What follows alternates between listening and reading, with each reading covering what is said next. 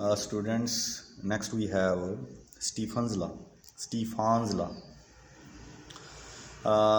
What Stephen's law tells us is that the amount of heat energy emitted per unit area per unit time of a perfectly black body is directly proportional to fourth power of absolute temperature of the body. कि perfectly black body में से जितनी heat energy emit होगी यानी कि निकलेगी, radiate होगी पर यूनिट एरिया, उसके पर यूनिट एरिया के लिए और पर यूनिट टाइम यानी 1 सेकंड के लिए, वो डायरेक्टली प्रोपोर्शनल होगी fourth power of absolute temperature के। उस बॉडी का जो टेम्परेचर है, मान लेते हैं हमारे पास ये परफेक्टली ब्लैक बॉडी है और इसका एरिया जो है वो मान लेते हैं ए है और टाइम हम ले रहे हैं टी। तो पर यूनिट एरिया मान लेते हैं इतना एरिया जो कि 1 स्क्वायर मीटर या 1 स्क्वायर सेंटीमीटर को रिप्रेजेंट करता है। या हम ये मान लेते हैं हमारे पास जो बॉडी है इसका जो एरिया है वो फॉर एग्ज़ाम्पल यूनिटी है और 1 सेकंड के लिए, 1 सेकंड के लिए पर यूनिट एरिया इस परफेक्टली ब्लैक बॉडी में से जितनी जो हीट या रेडिएशन एमिट होती है उसको हम कह रहे हैं ई से रिप्रेजेंट कर रहे हैं, क्योंकि heat emitted per unit area per unit time उसको हम ई से रिप्रेजेंट करते हैं for a perfectly black body. इसको हम एमिसिव पावर भी बोल देते थे। परफेक्टली ब्लैक बॉडी के लिए याद हो आपको, इसका जो सिंबल है वो है ई बी। तो जितनी हीट पर unit area per unit time एक परफेक्टली ब्लैक बॉडी में से एमिट होगी, जिसको हम ई कह रहे हैं, वो प्रोपोर्शनल होगी उस बॉडी के एब्सोल्यूट टेम्परेचर की फोर्थ पावर पे, यानी टी रेज़ टू पावर 4 पे, यानी E proportional to T raise to power 4। यहाँ पे ई क्या चीज़ है? यहाँ पे ई है heat absorbed per unit, heat radiated या emitted per unit area per unit time, per unit area per unit time.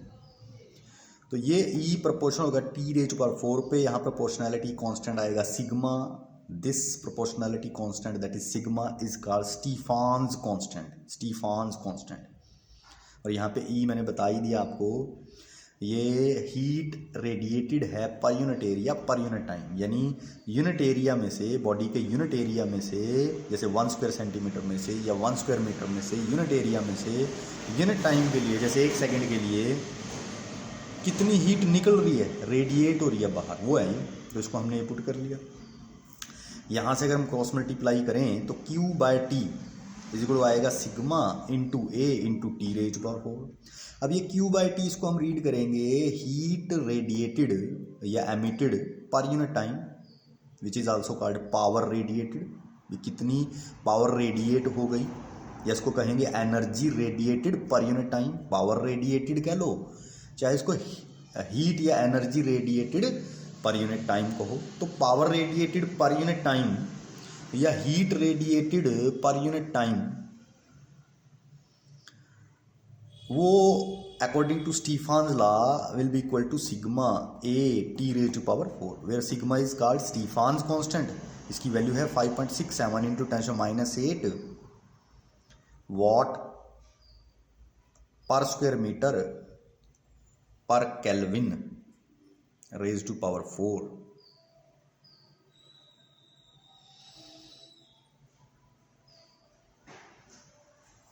और सिग्मा के जो डायमेंशन फॉर्मूला है वो है m1t-3 k rays to power -4।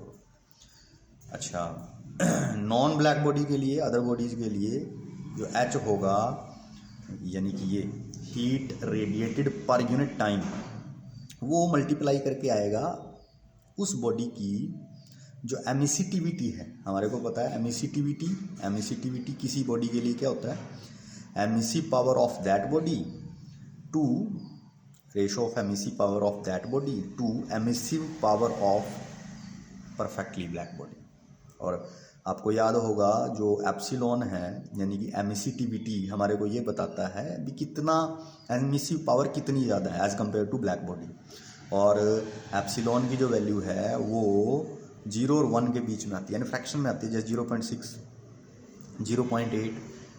अगर परफेक्टली ब्लैक बॉडी इतना हीट रेडिएट करेगी पर यूनिट टाइम, तो उसके कंपैरिजन में अगर हम बात करें, उसके कंपैरिजन में अगर हम किसी ऑर्डिनरी बॉडी की बात करें, तो वो उसकी एप्सिलॉन वैल्यू जो कि फ्रैक्शन में होगी उससे मल्टीप्लाई करके हम उसके कंपैरिजन में, ब्लैक बॉडी के लिए ये है और ये दूसरी बॉडी के लिए ये है, heat radiated per unit time for black body, और यहाँ मल्टीप्लाई करके आएगा दूसरी बॉडी यानी अदर बॉडी के लिए एप्सिलॉन की वैल्यू। जैसे मान लेते हैं ब्लैक बॉडी के लिए वैल्यू फॉर एग्जांपल 100 है, और उसी केस में उन्हीं कंडीशन के ऊपर जो दूसरी बॉडी हैं उनके लिए एच की वैल्यू यानी heat radiated per unit time वो 100 को मल्टीप्लाई करके अदर बॉडी की एप्सिलॉन वैल्यू, जैसे एप्सिलॉन वैल्यू 0.6 है तो 0.6 से मल्टीप्लाई कर दो यानी वैल्यू आ जाएगी 60। यानी ये जो हमने एप्सिलॉन से मल्टीप्लाई किया है ये करना पड़ेगा फॉर नॉन ब्लैक बॉडी के लिए। अगर यहाँ भी हम रखना चाहिए ना एप्सिलॉन जिसको हम क्या बोल देते हैं